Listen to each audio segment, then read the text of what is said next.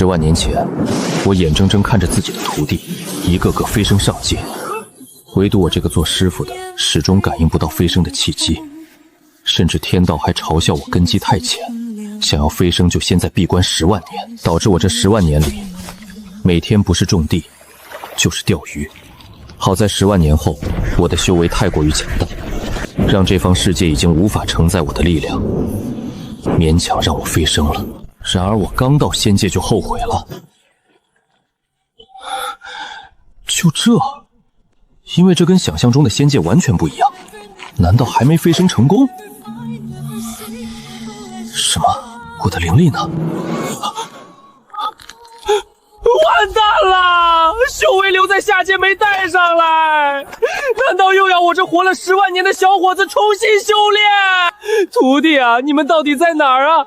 怎么还不来接我呀？后生，你从哪儿来的？咋从天上掉下来了？我是从下界飞升而来。这句话在舌尖滚了2圈，又被我咽了回去，一身修为都没了。说这话谁信？是不是被妖鸟叼走又扔了？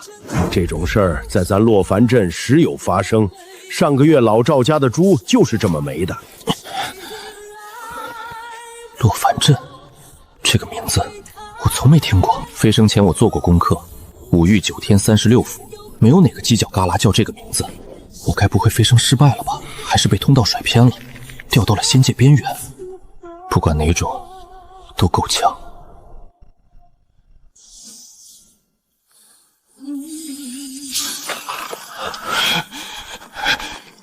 人呢？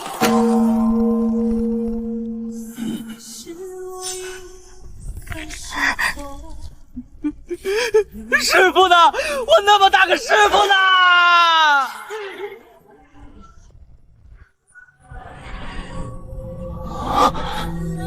师傅不在升仙台。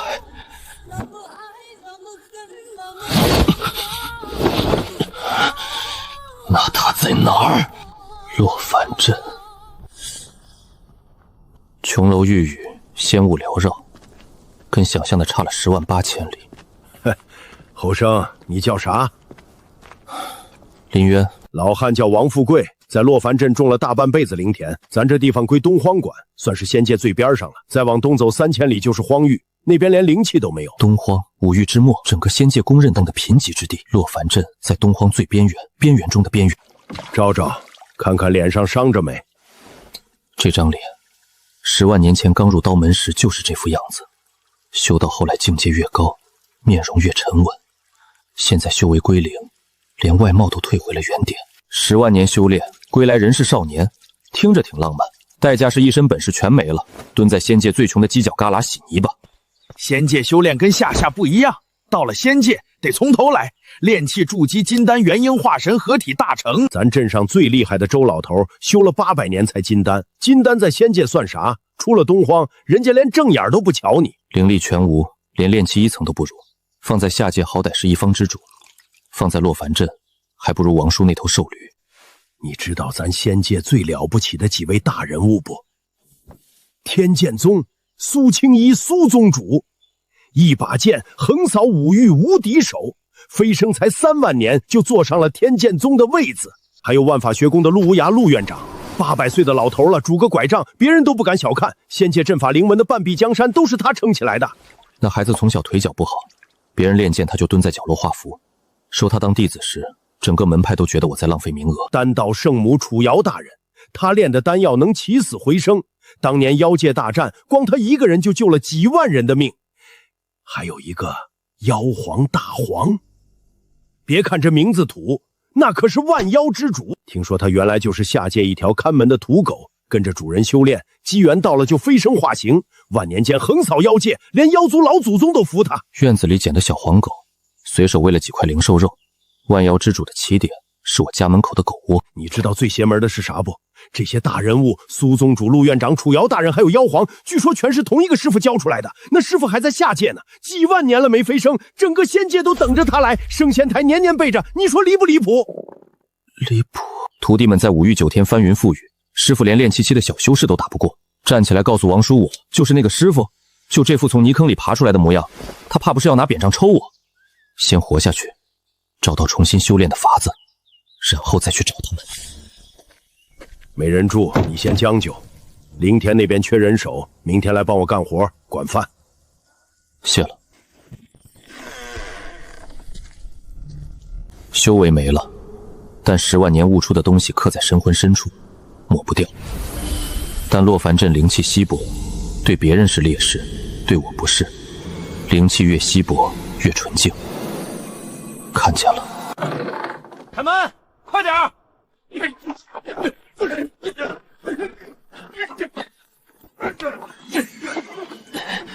赵少爷又来了，这个月的灵石刚交过，怎么又收？就这点破烂，打发叫花子呢？赵少爷，老憨攒了半年了，灵田收成不好，收成不好关我什么事？你谁啊？哼，哪儿来的野小子？哼，难受，确实难受，但也仅此而已。10万年里面面对过天劫、道心魔考，大成期以上的全力镇压，主机器的气压排不进前1万名。笑什么？凭什么笑？破绽至少7个，挑最省力的那个。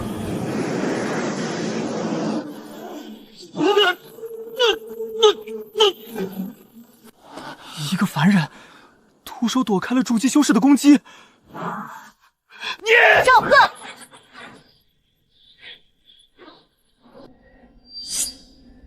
谁让你对平民动手的？沈师姐，我收灵石就收灵石，动什么手？想让门中追究你失德之过？这个人没有灵力，没有妖气，但我的金丹刚才自己转了一下，这种反应只有在遇到高阶存在才会出现。一个凡人。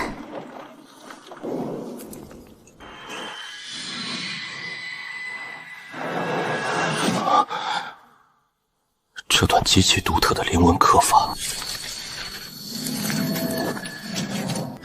师傅，你看，我画出来了。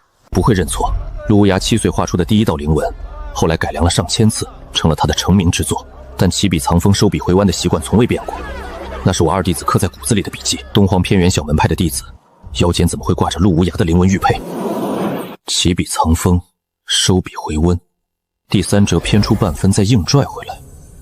第3折又偏了，说了多少遍？师尊，我手顺了改不过来嘛。300年了还手顺，全天下能画出这种灵纹的人只有1个。可陆无涯在仙界，一个东荒末等门派的金丹修士，怎么会有他的东西？第一，陆无涯的东西流落下界，不可能，他是万霸学宫院长，东西不会随便出现在凡间。第二，有人仿造，更不可能，他那个偏半分的毛病，仿造者得跟他相处几百年才摸得清。第三，这个女人本身就跟陆无涯有关，不管哪一种都得查，要查就得靠近云霄派，要靠近云霄派得先有修为。后生，你刚才怎么躲开那一掌的？你真是凡人！运气好。灵气由天地元气衍生，顺着法则脉络在万物间流转，这条规则放在哪个世界都一样，经脉千疮百孔。飞升法则剥离修为时，不是取走，是连根拔。50年，10万年都熬过来了，50年不是不能等，但那块玉佩不等人。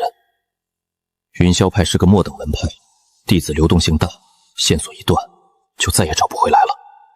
等不了，得找捷径。没有灵力，看不到灵气流向，但法则的变动不需要灵力去感知。天然的聚灵阵雏形，3脉归窝，自成循环，只要在关键节点上做引导，就能把方圆100里的灵气聚到一个点上。问题是材料，布阵要灵石做节点，灵玉做引导媒介，并可工具做纹路载体，这3样一样都没有。后生啊，灵石在咱这地方比命还金贵，我攒了大半年，攒了20块，上个月被云霄派一趟就收走了15块。附近有没有灵矿？有倒是有，镇北有个废矿，早些年产过灵矿石，后来被挖空了，镇上的人偶尔去翻翻，运气好能捡着几颗碎渣。多远？半个时辰。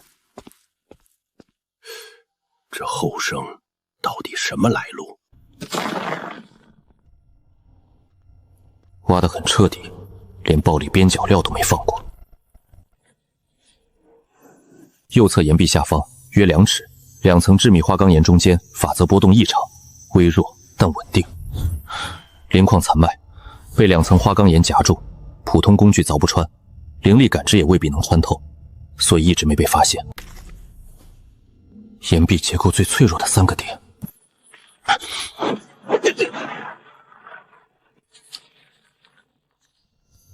品质不错，搁在仙界不值一提，但在下界够一个小木棒吃半年。灵晶纯度不够，石英石的导灵性接近于0，每一个节点的位置都要反复调整才能勉强达标。换成任何一个阵师来看，用这种东西布阵，还不如拿去砌墙。但阵法的本质从来不是材料，不是灵文，是对天地法则的借用和引导。材料只是媒介，决定阵法上限的是布阵者对法则的理解深度。同样一块破石头，普通阵师只能发挥1%的导灵性，我能做到90%。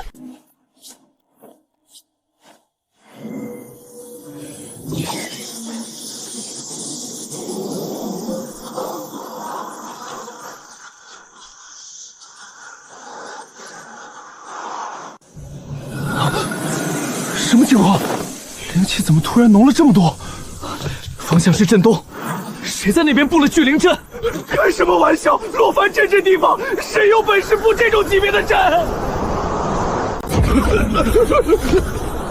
后生，你到底是什么人啊？50年的进度被压缩到3个月左右，可以接受。经脉修复了约1成，离炼气期还有距离，但至少不只是一具凡人躯壳了。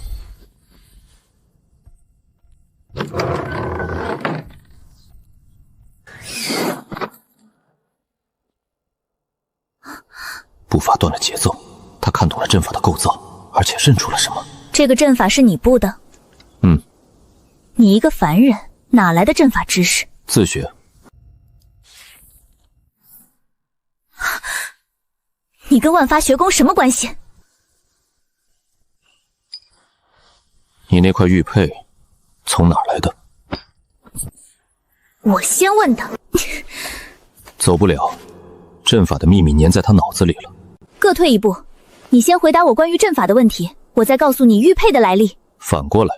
凭什么？因为你比我更着急。果然，8年没人能解读这块玉佩上的灵纹，他需要我。这是我母亲的遗物，她生前说过，这块玉佩来自一位恩人，年轻时在绝境中被人所救，那位恩人刻了这块护身符送他，但他始终没说过那位恩人叫什么名字。运笔果断，但收尾处偶尔犹豫。3层剑套的法则引导，核心逻辑没有问题，外层防护纹路稍显保守，天赋极高，经验不足，典型的年轻阵师手法。外层太保守，你有100分的才华，做出80分的东西，剩下20分卡在心态上。我下次改。灵纹的偏转幅度很小，克制时周围灵气浓度高于下界，但远没到万8学员所在区域的水平。是在东荒陆无涯飞升仙界之后，最先来的地方竟然是东荒，不是装饰。按照陆无涯的加密方式来解读，这是一段信息。你看灵纹的方式，你到底是什么人？一个落难的阵师。你不可能只是阵师。云霄派的阵法长老看这块玉佩看了3天，什么都没看出来。你翻了个面就摸到了第3层剑套。灵纹里藏了一段加密信息，我能解，但有条件。什么条件？你告诉我云霄派的情况，以及东荒这片区域的详细信息。作为交换，我帮你把灵纹里的秘密读出来。好，云霄派创派祖师原本是万牌学宫的外门弟子，范门龟被逐出后流落东荒，在此建派，传到现在已经是第4代掌门。万牌学宫的外门弟子，外门接触不到核心传承，但多少学过一些皮毛。一个被逐出的弟子跑到东荒剑宗立派，本身不算稀奇。云霄派目前什么状况？最近1年，宗门出了问题。什么问题？掌门闭关了大半年，几位长老行事风格大变。你昨天看到的疯狂搜刮东荒各镇的灵石和资源，半年前掌门突然出关，召集核心弟子宣布了一件事，他找到了一处远古遗迹，遗迹里可能藏有万法学宫失施的一部功法残卷。为了这部残卷，掌门不惜一切代价筹备开启遗迹。万法学宫的功法全部脱胎于陆无言的创造，根基在我几千年的教导。如果遗迹里真有残卷，就可能有更多关于陆无涯在东荒活动的记录。遗迹在哪儿？具体位置只有掌门和几位核心长老知道，我只是外围弟子，接触不到。不对，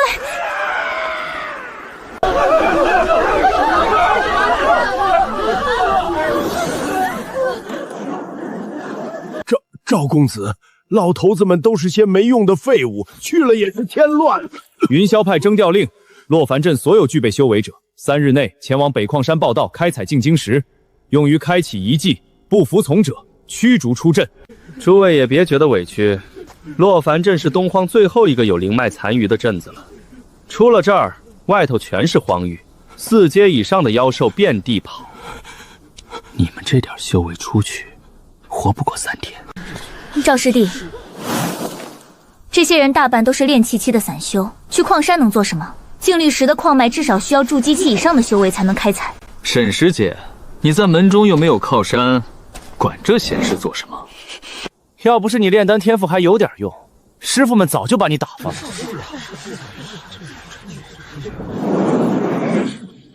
底层逻辑不对，核心架构分明脱胎于陆无言早期设计的3元归一体系，但被人粗暴的篡改过。原本精巧的法则引导被削去了1/3，硬塞进了一种陌生的、充满侵略性的纹路。谁干的？为什么？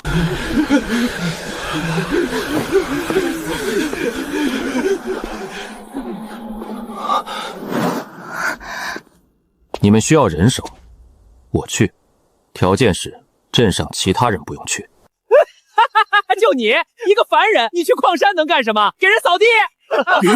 别上去！我是镇师，你们云霄派要开启遗迹，总需要一个懂阵法的人吧？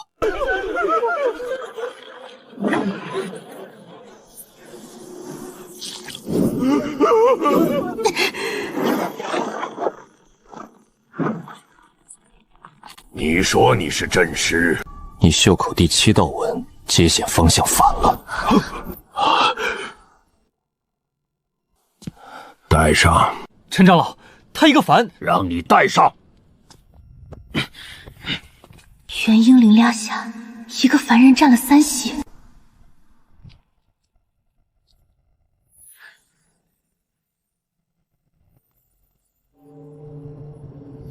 一个凡人也敢称阵师？你连灵力都没有，怎么布阵？来搞笑的？10万年前，一眼就能看穿整座阵法的底层构斗，现在只能靠最原始的方式，触碰纹路走向，推演节点逻辑，在脑子里重建完整的阵法画形。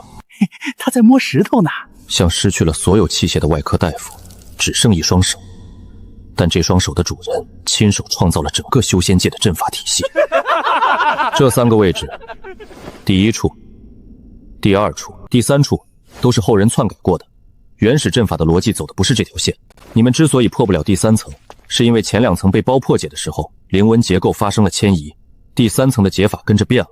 不调整前2层，这道封印永远打不开。胡说！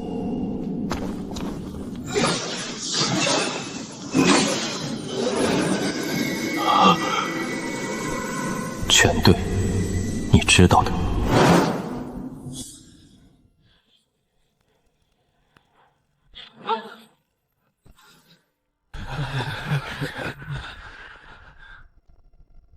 你从哪里学的阵法？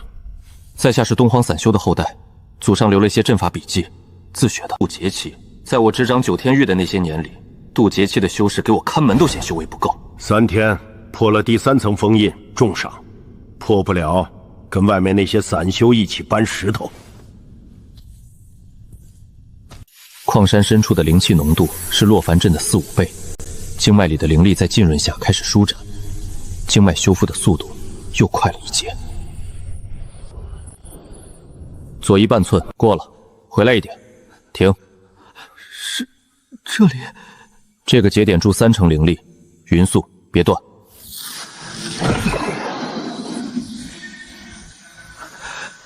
下一组第7节点，灵力减半，慢慢来。这阵场里的灵纹波动不是普通的封印反馈，阵法深处里的灵纹固架比预想的精妙得多。层层链条的逻辑链条中藏着一种隐蔽的信息编码方式。我在下界教过陆无涯一种特殊手法，将传承信息隐藏在阵法封印的底层逻辑中。外人破阵只能获得通道，唯有理解底层编码的人才能读取真正的传承。这不是封印阵法，这是传承阵法。陆无涯，林兄弟，之前在洛凡镇的事儿是我有眼不识泰山。这瓶灵液品阶虽然不高，但对凡人调养身上。什么事？给你透个底儿。掌门说遗迹里的东西他要70%，剩下3成归参与者，但实际上他打算独吞。所以你来找一个凡人当棋子。我跟几个师兄弟商量好了，你帮我们在阵法里暗中留一手，事成之后分你一份，怎么样？可以。等等，那不是修炼留下的痕迹，是被什么东西侵蚀过的标记。一个筑基期的弟子，身上带种层级的侵蚀印记，要么他在修炼邪功，要么有更高层的存在在他身上动了手脚。这个云霄派比我判断的更复杂。陆无涯的阵法签名，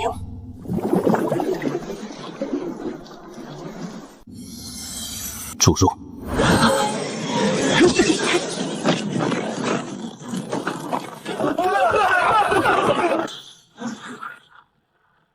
这些灵文的排列方式，笔触走上，节点间距，不是模仿，不是夜间，是骨子里刻出来的习惯。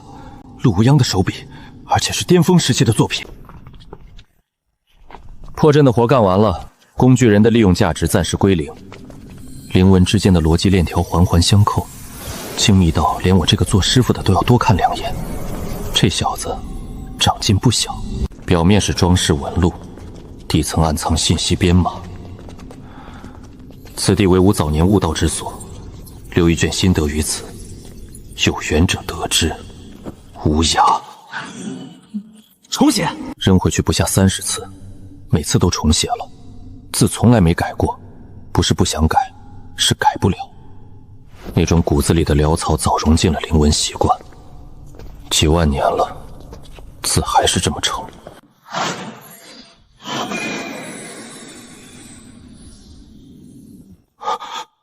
我一直以为自己在仙界是孤身一人，灵力全失，根基尽毁，连他在不在都不确定。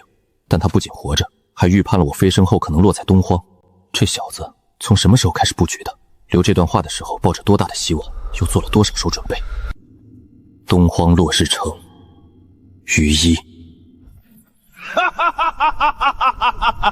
果然是万法学宫的核心功法，天与不取，反受其教。这是我云霄宗崛起的。掌门，陆无涯，此乃无涯早年心得，非万暗学宫弟子不可取。若非有缘者，请离去。无涯在此谢过。面子上客客气气，骨子里的意思别碰我东西。这小子打小就这样。一个破阵法也想拦我？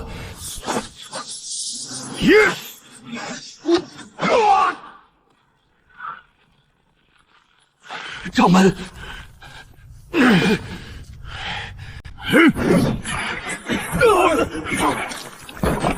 长老，防盗机制3层嵌套，反震力上限，能扛住大乘期全力一击。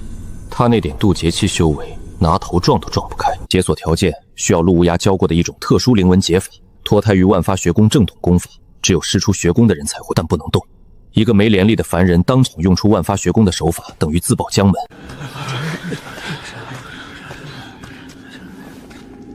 陆无涯留给他的，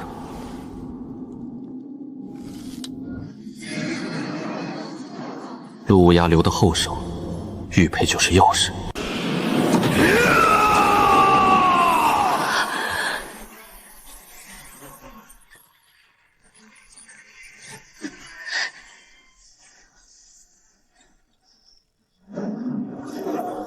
这不是陆无烟会的任何一种灵文，这是我教给他所有灵文之前的东西。没有看起到穿透一个阵法的所有表层防御，竟然直接上法柳心，元代麦吉的操控指令。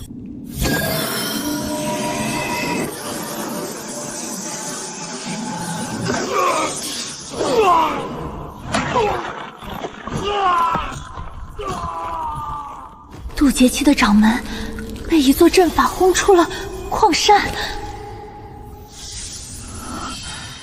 刚才阵法为什么只打掌门一个人？他的手……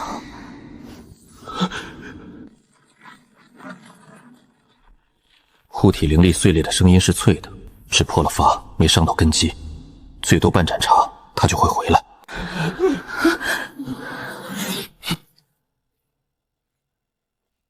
封山，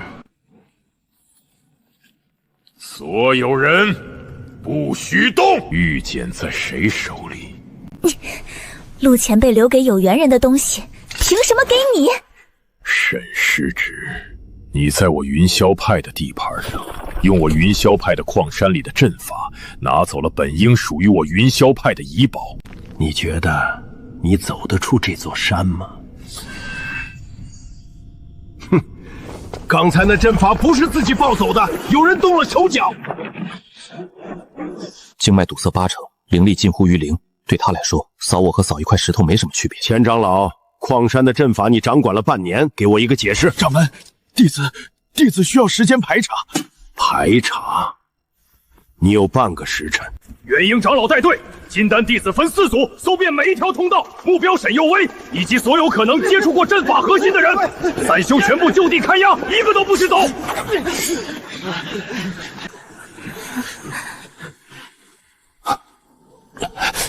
我肚子疼，矿洞哪边能方便？是。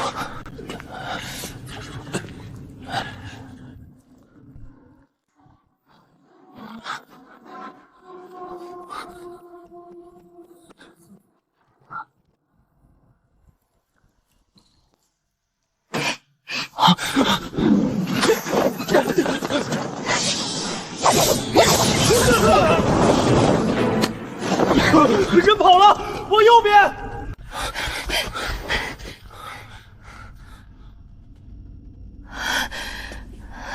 你现在是所有人的靶子，玉简在你手里一刻，你一刻不安全。我没让你交出去，先把里面的内容记下来。玉简可以当筹码，但脑子里的东西没人抢得走。这个凡人说话做事的逻辑太清楚了，不是散族后代该有的清楚。有缘人亲戚，若你品行不佳，这段文字你根本看不到。你能读到此处，说明你值得无涯信任。无涯此生修行一途，受恩于一人，此人名讳林渊。若有朝一日你得见此人，请转告他2句话。第1句，弟子们一直在等他；第2句，御医师叔还在落日城。林渊，不可能！陆无涯口中的林渊是一位老人，他凭什么能操控陆无涯留下的阵法？凭什么能躲过渡劫期的临时搜查？凭什么比经营了半年的云霄翠还熟悉这座矿山？记完了，大概70%。够了，走。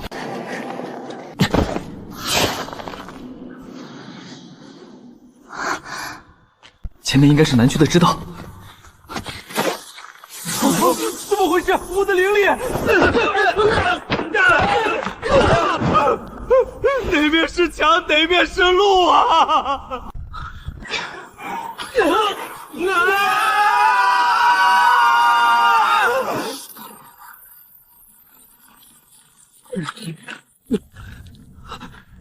这是从南边飞到北边了。前面就是，没有任何物理障碍预警。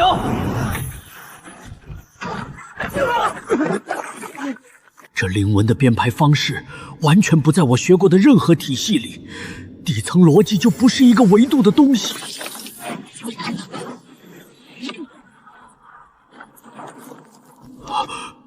我在哪儿？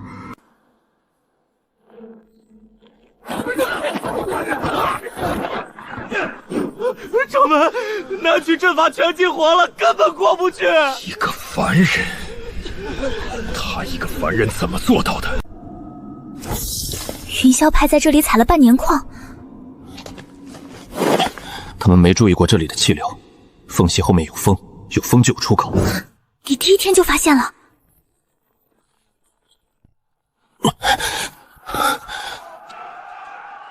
谢谢你。接下来你打算去哪儿？落日城。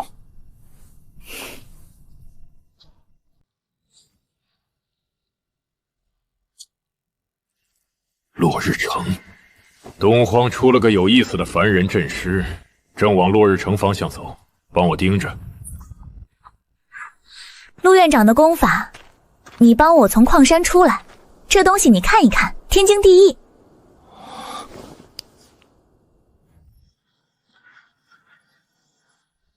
这是拿着练吧，基础功法够你用的。3000年前我随手编的入门心法，专门给倒转、拆解成资质平庸的弟子打底子的。他改了，不是小改，是脱胎换骨。我教的地基上，陆胡牙盖了一座我自己都盖不出来的楼。用徒弟创的功法修炼，你设计这套功法的时候，脑子里想的是谁？我需要时间修炼，帮我护法。好。每一个转折，每一次汇聚，都落在我对天地法则理解最深的节点上，没有激起任何绕行。10万年的道之领悟，在这一刻全成了捣鬼。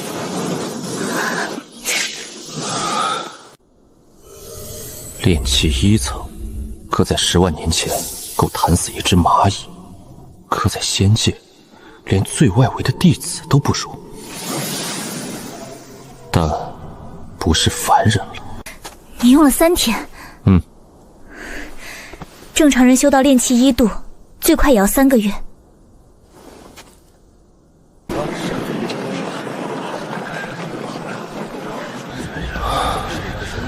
终于有点仙界的样子了。孙伯明不是善茬，通讯御简一用，消息比我们的腿快10倍。落日城未必安全。请问你认不认识一个叫于一的人？没听过。于一，住在落日城。这名字挺普通的，但确实没这号人。万事阁或许能查到东荒最大的情报交易所，只要出得起灵石。多少？查一个人至少500下品灵石起步。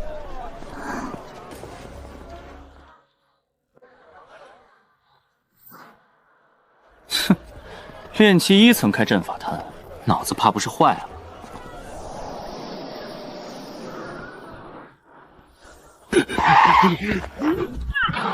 小子，这东西3个阵师都修不好，你要是能修，100灵石；修不好，把你这破摊子收了，别丢人现眼。你三息100灵石。你要突然保一把3成，效率提升了多少？4成。这个人从矿山开始就不正常，一个不正常的人做不正常的事，反而合理。深，太深了，灵石探过去，跟往无底洞里扔石子一样，听不见回响。地仙，至少地仙级别。落日城主才渡劫后期，这个人比城主至少高2个大境界。这种人待在东荒，你在找于一？是，于一是我的救命，已经很多年没用了。是陆院长让你来找我的，还是你是被他在遗迹里的流言引来的？跟我走，这里马上不安全了。比我预料的更快，安红灵纹的人找上来了。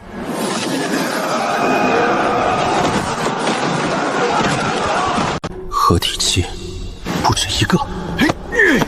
陆院长到底给了你什么东西，让这群疯子倾巢而出？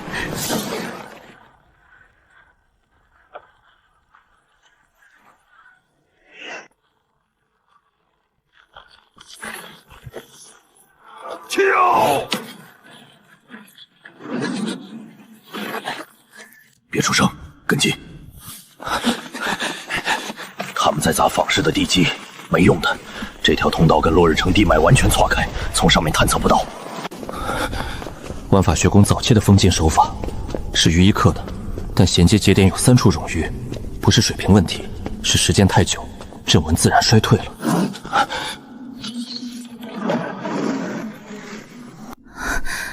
这地方住过人。不是恐惧，是克制。他在拼命压住什么东西。地仙级别的修士在情绪失控边缘。你到底是谁？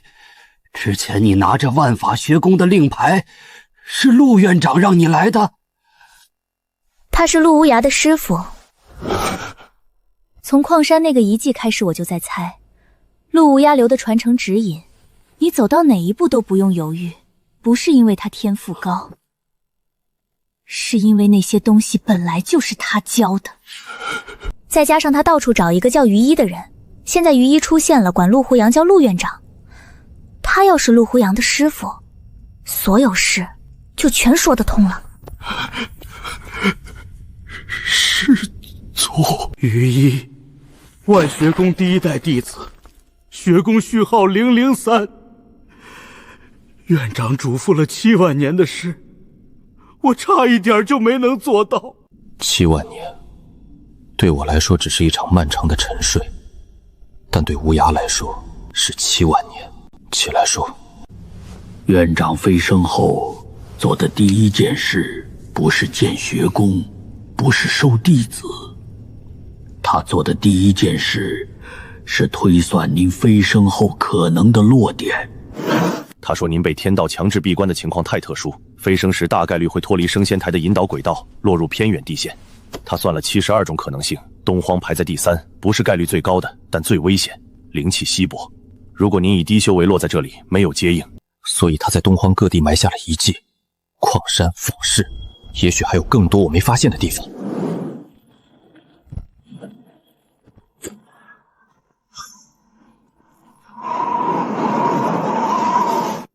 他在东荒留了17个据点，每一个都藏了传承线索和接应阵法，唯一个排在第3的可能性。无涯现在在哪儿？学宫是在中央天庭，院长7万年来把它经营成了仙界学术的最高地牢，但3年前出事了。一个自称归墟的组织3年间渗透了万法学宫的外门，策反了一批弟子，甚至对院长本人发动过刺杀。学宫被迫收缩防线，关闭了大半山门。不止学宫，据我所知，天剑宗、炼丹阁、北域星辰殿全部遭到了不同程度的渗透。天剑宗沈星河，炼丹阁药鼎婆婆，北域北弥子，星辰殿苏叶兰，加上无涯的万博学宫，5个弟子同时被牵。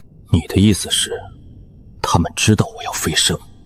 我怀疑归墟的真正目的不是什么核心功法，他们是在提前切断您所有弟子的接应能力。一个在下界闭关10万年的人，修为打回原底，连自己落在哪儿都不确定，这种人值得一个覆盖仙界的组织提前3年布局，除非他们知道一些我自己都不确定的事情。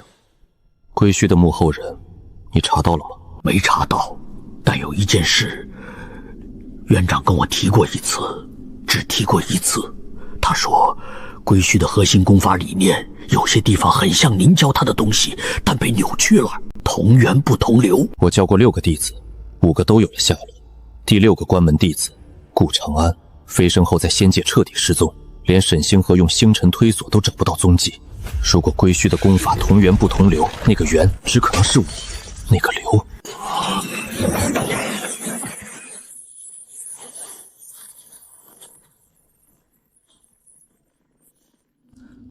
于一，陆无涯的老弟子。归墟让我带你回去，你身上有万霸学宫的核心传承印记，我们需要。就凭你？你以为就我一个人来的？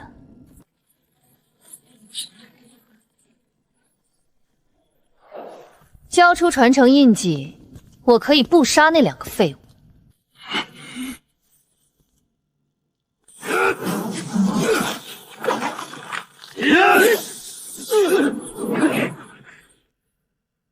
4对1还能这么配合，站位严密，进退有序，不是临时拼凑的。灵纹在吸收冲击，越打他们恢复越快。不是地疗水，从裂缝走向判断，水源在头顶30丈左右，暗河。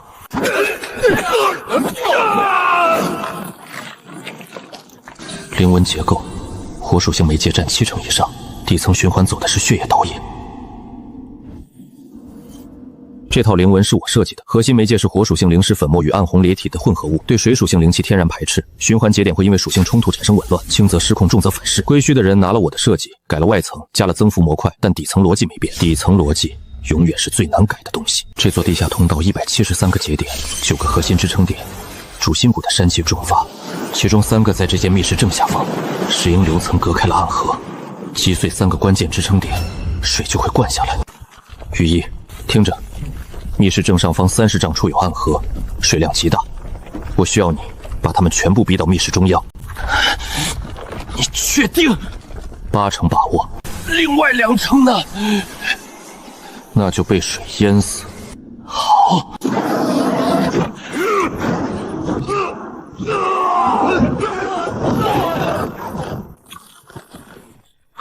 头顶偏左3尺的位置，你看到那条裂缝没有？看到了。7成力，打那个点。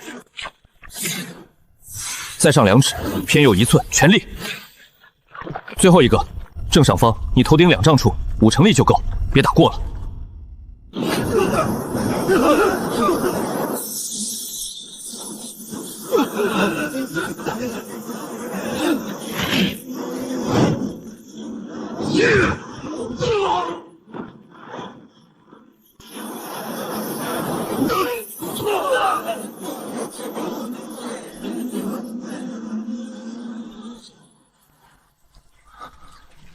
你很有意思。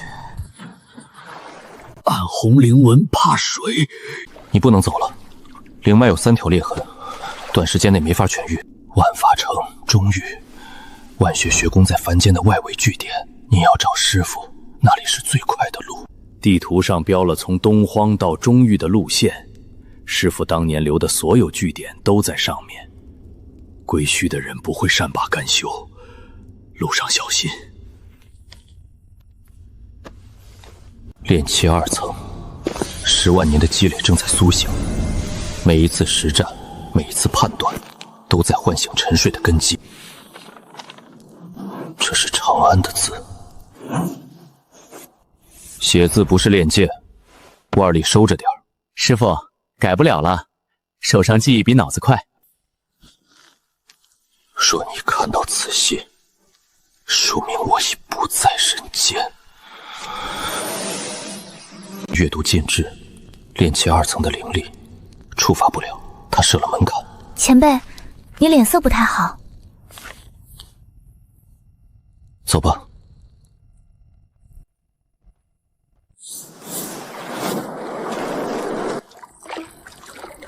他身上的灵压变了，炼气3层，昨天还是2层，4层，炼气4层，4天升了2级，你怎么做到的？修炼靠的不只是灵气积累，更重要的是对道的理解。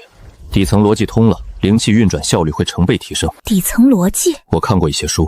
看书能看到炼气4层，那我这20年修炼是在干什么？看戏。他每次突破都是在动脑子的时候，这种修炼方式我闻所未闻。我跟你说，绝对是真的！天剑宗苏宗主亲自发的寻人令。上课你听过没有？一柄仙剑，天剑宗的仙剑都没有，正常排队要排多少年，你知道吗？最狠的是丹道圣母，亲手炼的仙丹，市面上有价无市。北域铁骑的庇护也不差。江九天那个人护短出名，你们都忽略了妖皇的承诺。妖族说1不2，他答应的事，天塌了都给你办。5个弟子联合发布寻人令，赏格高到离谱。他们在升仙台没等到我，所以发动了全仙界搜索。声势这么大，说明他们很确定的我已经飞升，只是不知道落在了哪里。好消息，他们都还在，都还有能力做这种事。我现在的处境很危险。坏消息，全仙界都在找我。那个林渊到底什么来头？让这几位大人物亲自找。有人说是他们的长辈，也有人说是上古大能转世。反正能让苏宗主和万霸学院院长同时低头的人，肯定不简单。长什么样？有画像吗？这就是最坑的，没有画像，描述就一句话：外貌可能很年轻，修为应该极高。你上哪儿找去？极高是多高？仙君，大罗？哼，反正肯定不是什么助教金丹的小虾米。谁要是找到这个林渊，一步登天了。可惜没人知道他在哪儿。说不定还没飞升成功，死在虚空通道里了呢。你是不是该？不该。可他们是你的。暴露身份是最蠢的选择。归墟在找我，赏金猎人在找我，我炼气4层连自保都勉强。曝光了，不管谁先到，我都会被架在火上。低调走，悄悄走，活着走到万法城。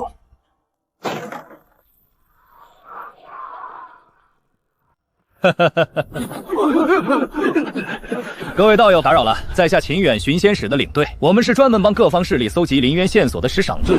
最近听说东荒出了件有意思的事儿，一个凡人阵师破了几个不得了的局，想跟各位打听打听。职业化的寻人团队，上钩太高，必然催生这种组织。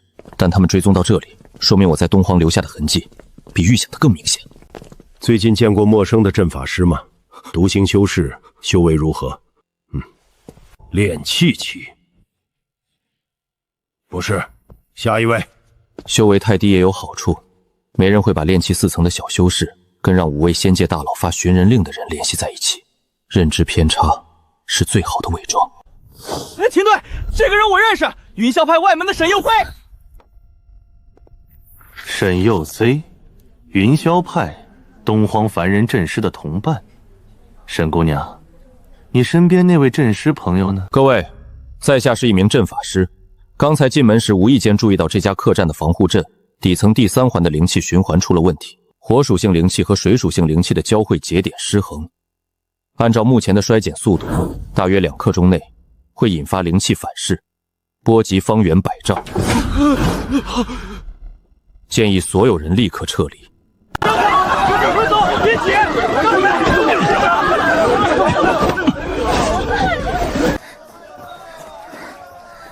那个阵法真的要反噬？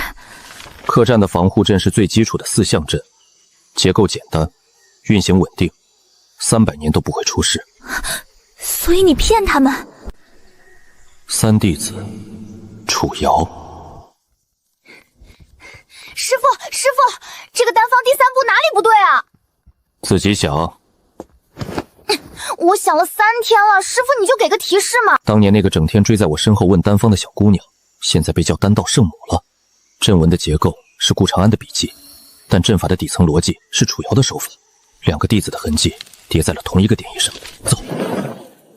筑基以下的修士没有神识扫描能力，不发出声响，溪谷的地形足以遮蔽行踪。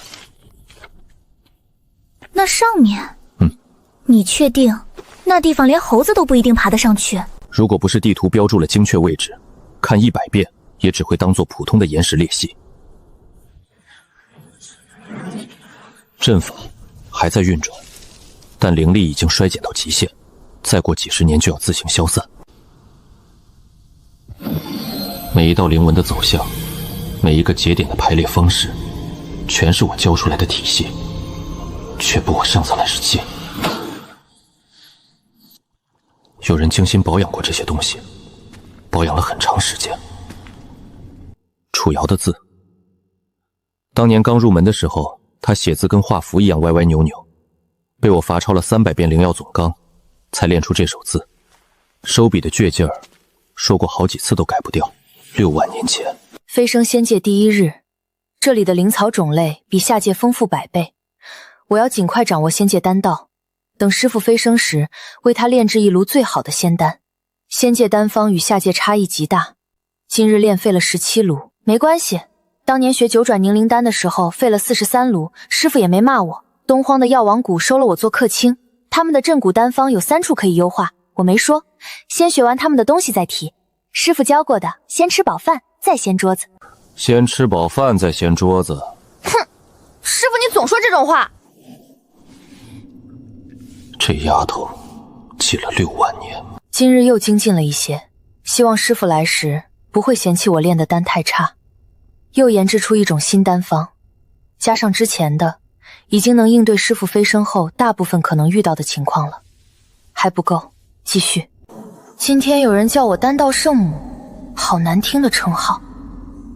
但弟子如今在仙界也算是有头有脸的人了吧？师父来了，应该会高兴。师父，弟子要去更大的世界了，这间洞府弟子会保留，留下阵法和丹方。万一您先来了东荒，这些丹方对您会有用。弟子在中域等您，楚瑶叩首。这批丹方有一个共同的设计前提，他全想到了。此丹专为根骨极佳但灵力受损者设计，师傅若用，效果应当最好。6万年，你到底在丹道上走了多远？问题是，我现在炼气期的灵力根本操控不了炼丹火候，最低门槛也要筑基期。我来，我是金丹期，这个丹方的炼制思路我从来没见过，灵力注入节奏完全是反常规的。第3步的灵力反灌不是反常规，是高阶丹道的标准操作，下界丹师接触不到这个层面。你指导我操作能不能成？材料呢？之前在镇上采买的，3位对得上，剩下2位品质差了点，胶型能用。够炼3炉。先预热炉壁，灵力输出控制在30%。侯耀，反灌，现在！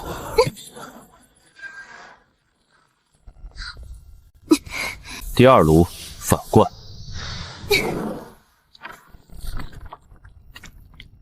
量偏高了。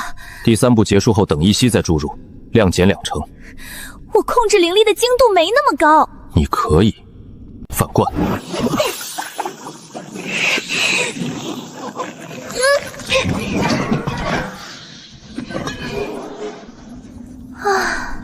品肤差了点儿。药力不是从外部冲击经脉，是渗入经脉壁内部，从内侧修复裂痕。这种设计思路，我在下界从没见过。6万年，楚瑶，你在丹道上到底走了多远？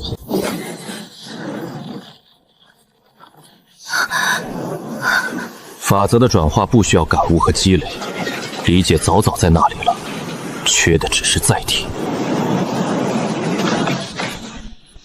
炼气4层到筑基，一夜之间连破数级，那不是筑基期该有的东西，那种对法则的掌控深的没有底。你什么时候能告诉我真相？等我有能力保护知道真相的人的时候。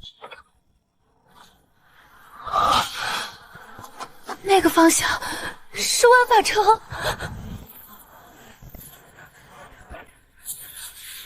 万法城方向至少2处法阵同时被击穿，才会出现这种规模的灵能外泄。万法城，陆无涯在中域外围最大的据点，驻扎着他的精锐，负责整个中域南部的监控。归墟的手已经伸到那里了。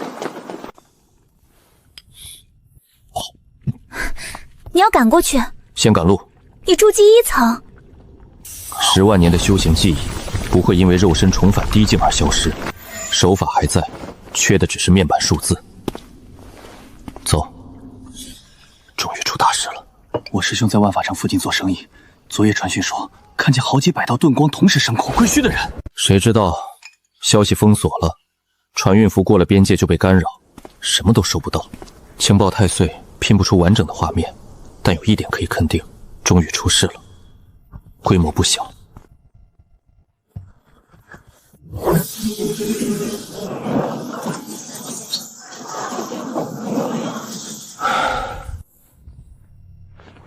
人的适应能力是有上限的，当离谱超过这个上限，大脑会自动放弃分析，选择接受现实。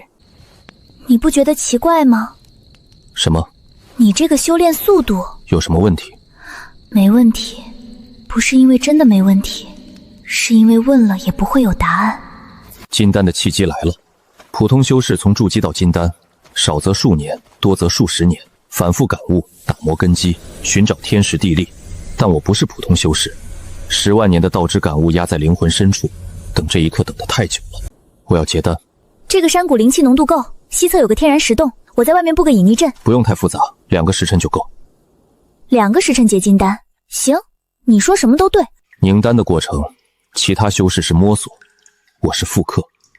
灵气运转路径，10万年前我亲手走过一遍。丹胚成型节奏，先收后放，先柔后刚，内壁压实3次，再引天地灵气共鸣法则的共鸣频率。这一步普通修士全凭运气，能感应到就是天才，感应不到就一辈子卡在筑基。但对我来说，法则就摆在那里，清清楚楚，每一条纹路我都认得。唯一需要小心的是肉身承受力，这具只修炼了10几天的身体，扛不住太猛的能量冲击。结丹了。那颗金丹泄露出来的气息，纯到不正常。我修炼了20年凝积的金丹，在青云宗同辈中算上乘，跟他这颗一比，差差距不是一星半点。这个纯度和密度已经接近古籍中记载的上品金丹。上品金丹，万中无一，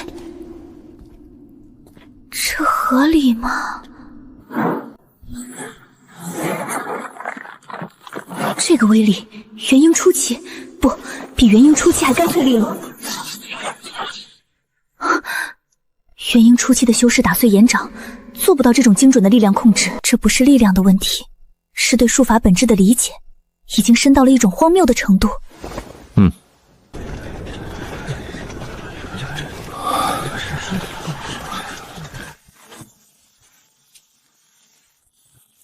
江寺弟子江北辰，北域之主。弟子在一日，北域不乱一日。10万年了，他不仅守住了北域，势力还扩张到了中域边境。不过他的人为什么会出现在东荒入口？封路了，江北辰的铁骑把所有通道都堵了，只许进不许出，入境还要盘查。说是归墟的人在东荒搜什么目标？什么目标啊？谁知道？上面的事情咱们哪敢打听？江北辰封路是为了保护我，归墟搜索的目标十有八九就是我转世尘主的消息，不知道怎么泄露的。他的第一反应就是封路，最简单粗暴的方式，切断一切通道。这作风一点没变，但问题是，四弟子为了保护我封了路，结果把我本人挡在了外面。排队吧。没别的选择，金丹期硬闯这一票人，等于送死。金丹期，你这个金丹，灵力纯度太高了。正常修炼到金丹不就是这样吗？我见过几千个金丹修士，你这颗丹的品质比大部分元婴修士的残丹都纯。要么你是100年一遇的天才，要么你用了什么禁术。元婴后期跑不掉打不过，只能糊弄。怎么开口？万法城，万法城被围了！归墟大军进攻万法城，守军撑不住了！说清楚，什么时候的事儿？3天前，归墟集结至少8支战队，从4个方向同时豪围。城主府已经发出了最高级求援信号。万法城，陆无涯的外围据点，那里陷落，通往二弟子核心区域的路就彻底断了。以金丹期的遁速翻越这片山脉，大概1天，前提是不被巡逻的铁骑发现。我们不走宽甲了。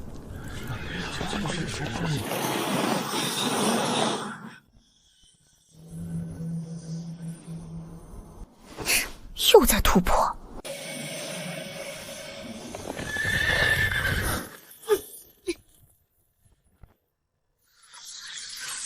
从金丹初期到后期，正常修士至少30-50年，他用了1个晚上。走。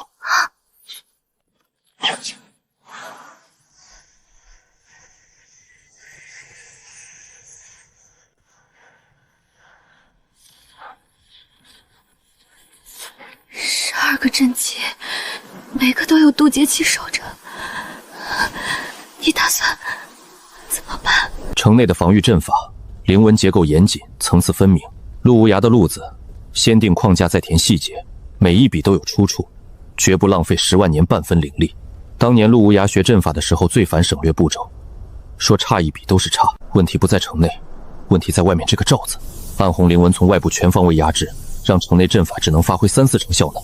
但这套灵纹体系有个毛病，追求覆盖面，牺牲了节点之间的连接强度。12个阵基是串联的，互相依赖。城东连接线最长，灵纹在转角处最薄，结构上的天然弱点没法避免。如果这个阵基和相邻的同时失效，整个大阵连锁崩溃。第一块骨牌，你在这里等我。拦不住，也没必要拦。金丹后期放在这个战场上什么都不是，任何一个归墟修士随手一拍就能把我碾碎。但普通修士隐匿靠减法，收敛灵力，降低存在感。我用加法让自己和环境同频，一滴水掉进河里，谁都找不到。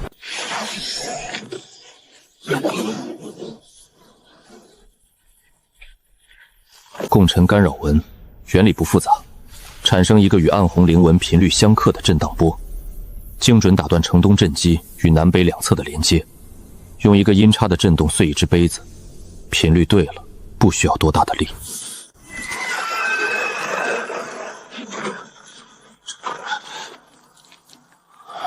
一个金丹期的蝼蚁，怎么摸到这里来的？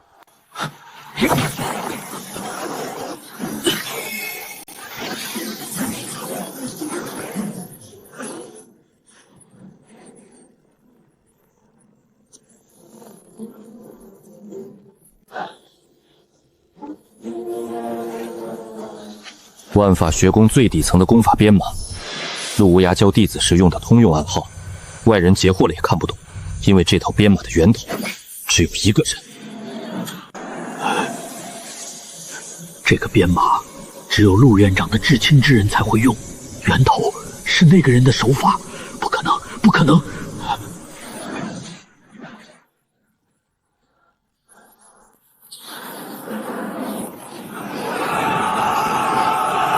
大阵破了！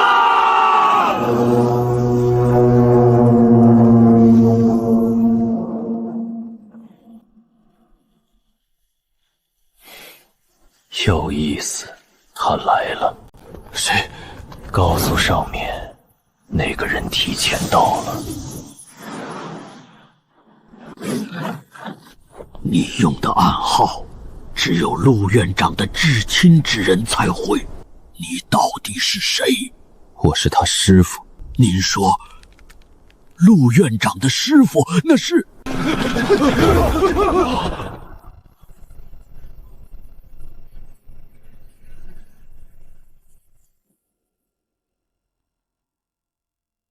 请阁下随我入城。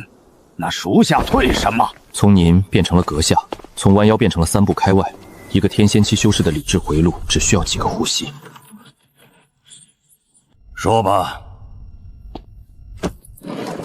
不是请讲，也不是请师祖开示，就一个干巴巴的说吧。万发学宫建功至今，声称自己是凌渊师祖的，一共来了17个，归墟组织派来的卧底就占了9个。最近一次在30年前，那人修为高达合体期，连陆院长亲笔写的3道考题都答对了，差点骗过总部。你只有金丹后期，金丹期就敢冒充10万年大能，是嫌命长了。他没说出口，但意思到了。9天玄元宫第7层核心运转方式，请指出其中关隘。你这个图是错的。第3层之后，经脉走向应该先升后降，以柔克刚。你画的是同步并行，这里还有这里。无涯当年跟我学的时候，在第3层卡了整整3年，就因为总想走并行路线省事。我纠正了他7次，他才改过来。那道错误是故意设的陷阱，背标准答案的冒太货只会说没问题。你们现在又传歪了。他说的版本法理上完全自洽，比我们现行的更精妙。继续，第2题。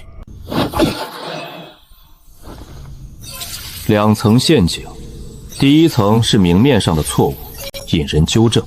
纠正之后的版本，这里还藏了一个。最后一道，这是陆正院长亲手留下的验证印。陆院长说过，这道灵文只会对一个人产生响应，如果你是那个人，它会亮。数万年，乌鸦在刻这道印的时候，是信师父一定会来，还是留一个永远不会得到回应的念想？师父，您终于来了，弟子不孝，等您等了好久。恭迎师祖！陆院长交代过，不管师祖何时到来，以何种面目出现，只要验证印响应，就是真的。我们等这一天，等了太久了。等了好久，到底有多久？我转世重修的这些年，无涯在学宫里撑了多少年？起来！消息封死，我现在的修为境界，归墟如果知道这件事，你们我也会死。今天密室里发生的一切，不出这道门。诺。小心。这些东西够武装一个中型门派，现在全砸在我一个人身上。10万年积累的法则感悟从未消失，一直在灵魂深处沉睡。现在只差一把火。金丹中期，同时掌握9种法则，理论体系里属于不可能，但10万年够做很多不可能的事。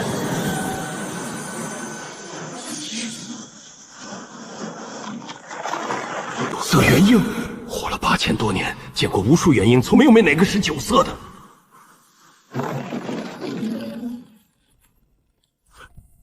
师祖，坏消息，秘密渠道联络学宫总部失败，通讯断了3天。归墟不止在打万法城，总部那边陆院长可能已经被围困了。金灵鸟，谁家的？四弟子江北辰，墨迹是新的，但那暗红色是血。师祖，信上写了，金鳞鸟能回传吗？能，写好塞进去，它自己飞回。北辰做事从来留后手，表面那行字是给可能截获的人看的，真正的情报在夹层。北域铁骑3万精锐，星夜赶来，5日可达万法城。吾派人追查，疑似，不敢妄言。果然，当时关卡那人多看了我2眼，就觉得不对。北辰的情报网遍布各地，关卡上有任何异常，隔天就能送到他面前。只有一个，不敢妄言。天底下能让江北辰不敢妄言的猜测，万古禁地，绝死之域。近半年，多名归墟成员被目击从归墟渊方向出现，组织内部称其首领为先生。先生当年在下界收徒，6个弟子就是这么叫我的，不叫师傅，不叫老师，叫先生。大弟子叛了，关门弟子顾长安下落不明，归墟渊的先生，这3条线如果连在一起，没有证据的推测只会扰乱判断。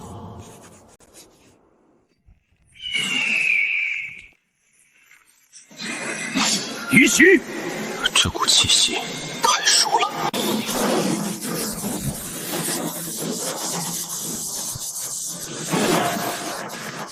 不可能，城防大阵没有自动放油的功能，除非底层权限里预设了凌驾一切的识别码。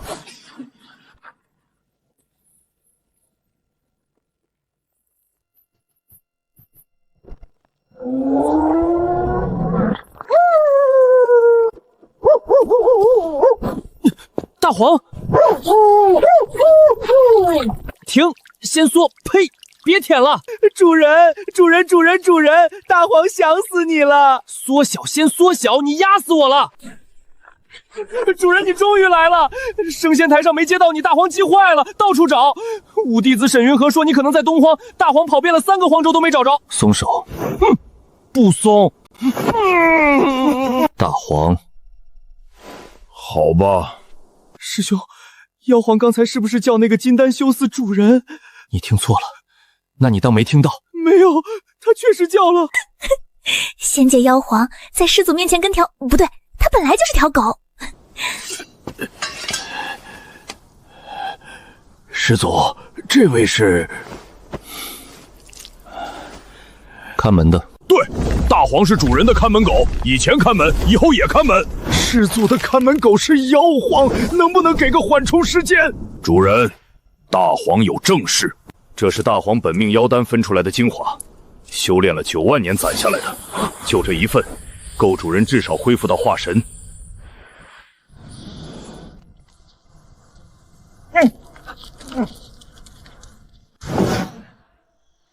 收回去。主人，我说收回去。可是主人现在才金丹，元婴了。啊，那也不够。主人以前可是……够了，你跑遍3个荒域找我，带来的消息比这颗丹值钱。说正事，苏青衣的情况你知道多少？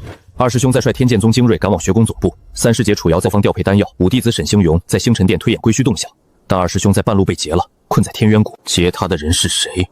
大师兄。主人身上的气息变了，不是愤怒，不是悲伤，是杀意。叛了的大师兄截住了二师兄，而他说要亲自去。主人现在元婴期，去天渊谷就是送死，能不能先把修为提上去？你说的对，主人竟然听话了。但不用你的本命精回，你在外面守着，谁都不许进来。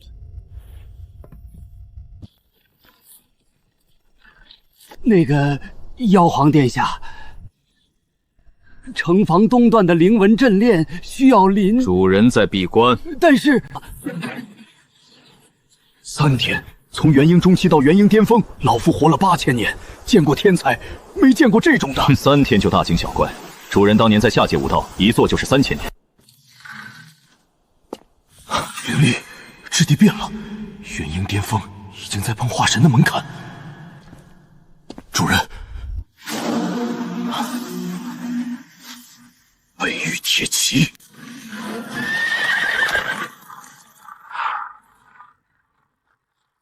妖皇殿下，江帅让我转达，铁骑主力明日到达。江帅本人因北域遭到归墟组织骚扰，暂时无法亲至。但他说，如果师父真的在这里，请师父放心，北域铁骑上天入地，在所不辞。师父，北域铁骑统帅江北辰，先帝境，管他叫师父。情报带了吗？围困7天，多名仙王级战力，物资告急，外援进不去。苏青衣被拦在30天外，僵持3天3夜。我现在出发。主人，你疯了！主人，你化神都不到，那边归墟至少有仙王级别的，你去了。解围从来不是我的强项，你应该知道。主人说走就跟着，这辈子、上辈子、上上辈子都这样。接下来太危险了，你留在万法城。还给您，他该回到主人手里了。师父，灵纹为什么要这样排列？因为这样排列最稳固。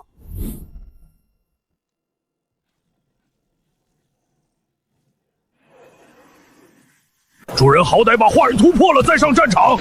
不是灵力不够，是身体撑不住。凡人之躯，1个月拔到这个高度，经脉已经接近极限。暗红灵纹大阵跟万法城那个同源规模更大，层次更复杂，但底层逻辑一样。底层逻辑一样，就能再拆一次。不是从外面打破的，从里面有内鬼。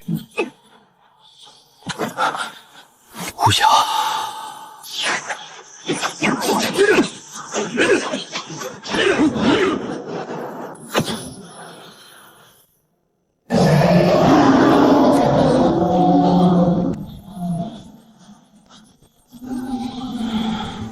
乌鸦，师父来晚了。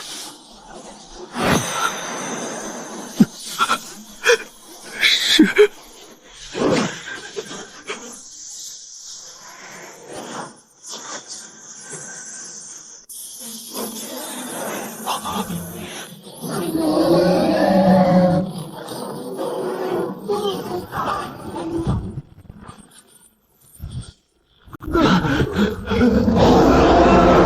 那是妖皇，情报不是说销声匿迹了吗？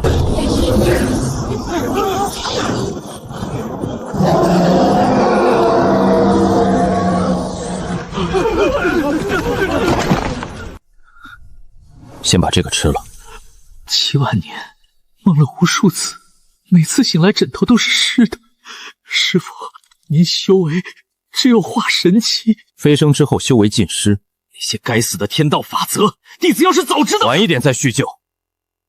先告诉我万法学宫内部的叛徒布局，还有归墟大阵所有阵基位置。叛徒至少3人，执事堂长老赵鹤年，外门护法孙旭明，还有一个潜伏在阵法核心区的内应，身份未确认，但他能接触到山门阵法的第19到第24号灵纹节点。大战阵基我确认了7个，东南西北各一个明阵基，地下3个暗阵基，位置分别在……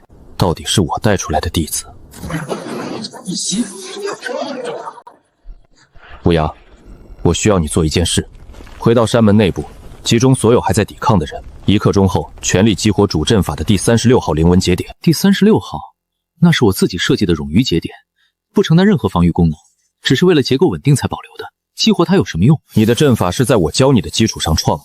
第36号节点的灵纹结构表面是冗余的，但底层排列方式，你用的是我当年教你的浮光13式第9式变式。这个变式有一个你没发现的特性，它可以被改造成信号发射器，输出特定频率的干扰波动，足以覆盖整个暗红灵纹大阵。我自己设计的阵法，49个节点每一个我闭着眼都能画出来，但第36号还能这么用？师父甚至没亲眼看过完整图谱，只是听我口头描述了结构，3息之内就推出了这个方案。修为可以被剥夺，境界可以被打回原形，但刻在骨头里的东西，天道也拿不走。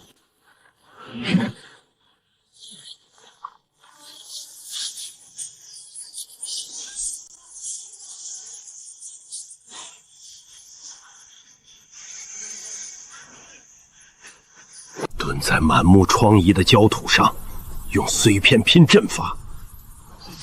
这不是阵法啊，这是艺术品。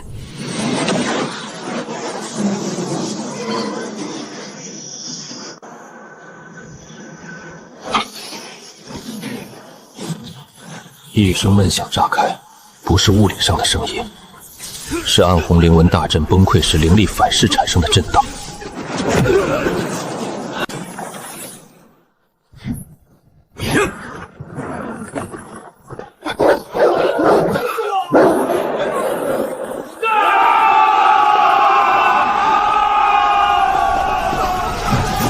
不是乌合之众，是受过严格训练的军队在执行预设好的撤退方案。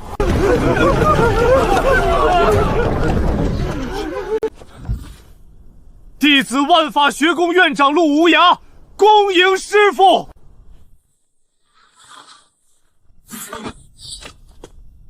师父，退得太干净了，连一个落单的都没留下。不是临时起意，是预设好的方案，打得过就打，打不过按既定路线全身而退。乌鸦，归墟的幕后之人，你们有没有查到任何蛛丝马迹？师父，我们查到了一个很早期的线索。说，归墟院最初的建立者留下了一句话，那句话是：先生负我，我便为先生建一个更好的世界。10万年前，只有一个人这样叫我，先生，不叫师父，不叫师尊，叫先生。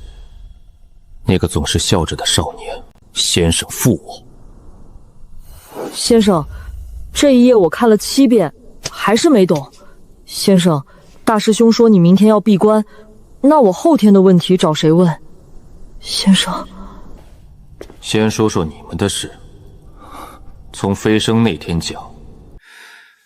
大师兄飞升最早落在北域边荒，从散修起步，3万年打下北域铁骑的基业。我被万部学宫收留，一步步做到院长。大师兄独来独往，一柄剑杀出了万古剑尊的名号。师父，我们飞升后最初几百年一直在找您，按正常规律，您的修为应该比我们更早触及飞升门槛，我们等了很久。后来意识到您可能遇到了变故，我们联合寻找过，沈师弟甚至耗了2000年寿命去推演，没有任何结果。师父，您呢？这10万年没什么好说的，天道锁了我的飞升路，修为被压在原地，下界灵气越来越薄，妖兽都快绝种了。10万年，一句话，翻过去了。最难的时候，灵气枯到连草都长不出来，整座山死了一样安静。主人坐在院子里那把破藤椅上，一坐就是几10年，谁也不见，一个字也不说。但这些事我不会讲，讲出来师父会不高兴。顾长安到底发生了什么？从头说。他是师父收的最后一个弟子，天赋在我们6个里排第1，悟性也是最强的。一篇功法别人读10遍，他读2遍就能找到核心脉络。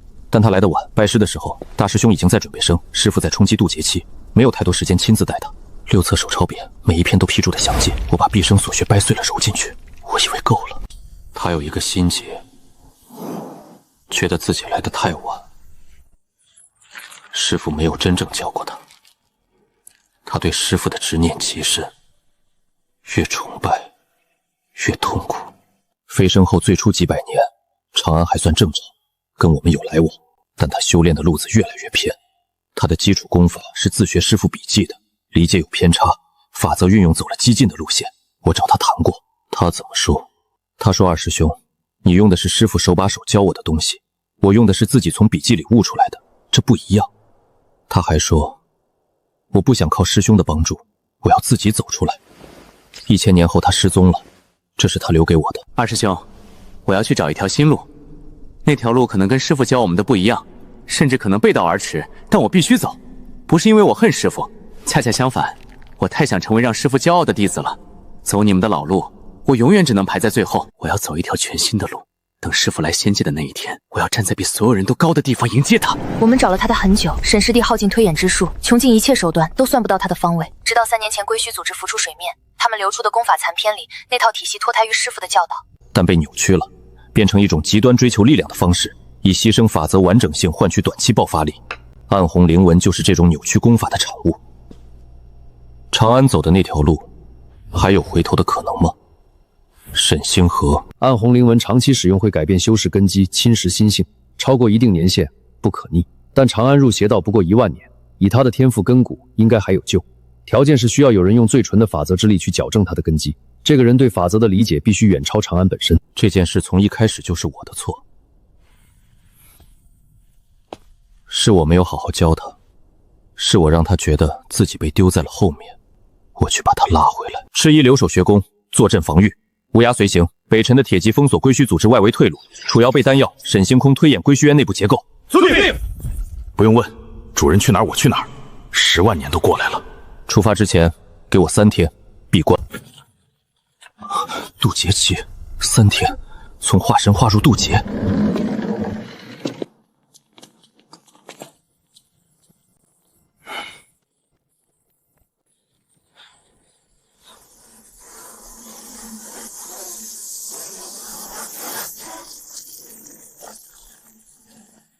先生，您终于来了，我等了1万年。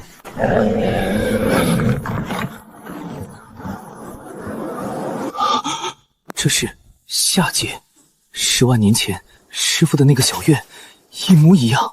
篱笆墙上缺的那根竹条，槐树枝杈的角度分毫不差。我10万年前埋的骨头的味道，师傅知道，但从来没挖出来过。这个味道也被复刻了。先生，你终于来了。忽强忽弱，每一次波动都伴随皮下灵纹的闪烁。法则根基千疮百孔，修为是靠扭曲法则硬堆上来的，代价每时每刻的法则反噬。吃饭的时候在疼，睡觉的时候在疼，说话的时候也在疼，呼吸的时候也在疼。长安年，这些年你一直很疼吧？不疼。弟子走的路虽然不同，但弟子做到了。弟子的修为比所有师兄师姐都高，弟子没有给先生丢脸。我从来没觉得你给我丢脸。先生负我这句话，你刻在了归墟渊门口，告诉我到底哪里负了你？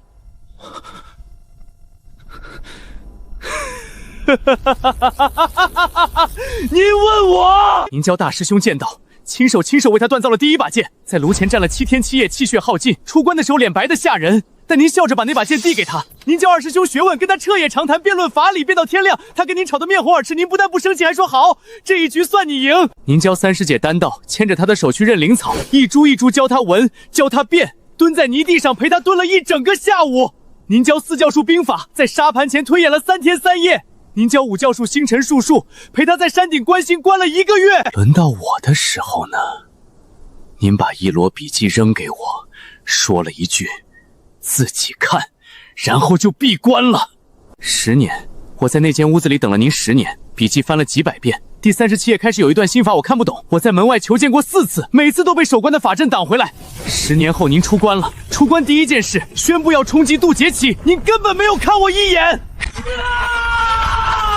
自己看，有不懂的记下来，等我出关再说。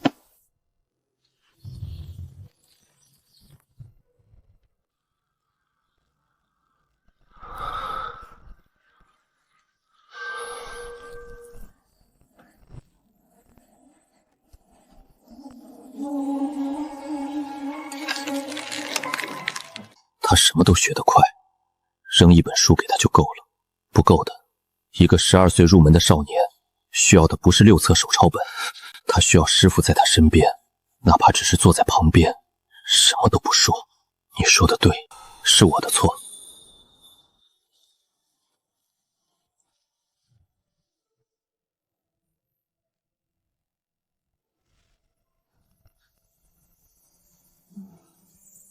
以后跟我，先生负我这4个字，你说的没错，但我便为先生建一个更好的世界。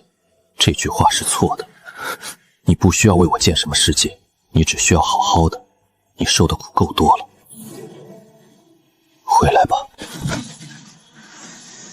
一笔一画，一丝一缕，把他写歪的每一个字重新描正。我想帮忙，我什么都做不了。唯一的重塑灵纹，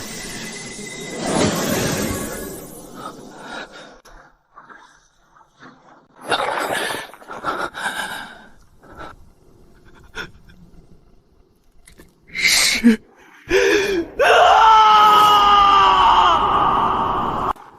师傅。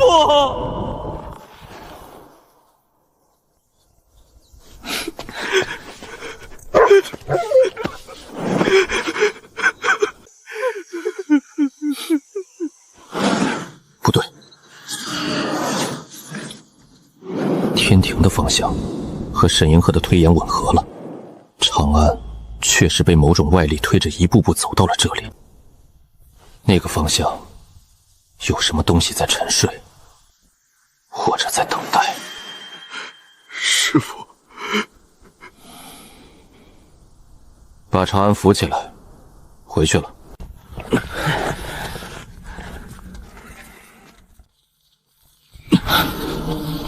师傅，外围封锁时截获了一批归墟组织的传讯，我们破译了其中一条，内容只有3个字：他醒了。